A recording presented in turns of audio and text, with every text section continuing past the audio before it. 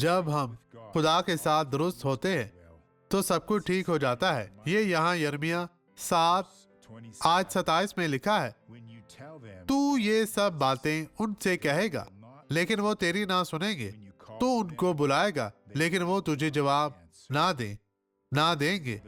ये इस शख्स की तस्वीर है जो खुदा के कलाम की कोई इज्जत नहीं करता।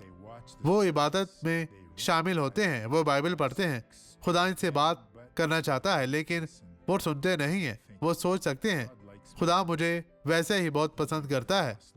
आप यीशु के नाम में आगे बढ़े और अपनी बरकत पाएं। मुझे एक हफ्ते से टांग में दर्द था, इस तरह चलती थी, लेकिन अब खुदा का शुक्र है बेहतर हूँ, बिल्कुल बेहतर हूँ। खुदा का शुक्र हो। आप यीशु के नाम में अच्छे तरीके से चले बहन, चले। अब आप आजाद हैं। वापिस आए बहन, वापिस आए। इस तरह अब आप बिल्कुल ठीक हो चुकी हैं। हर रोज आपको चलना है।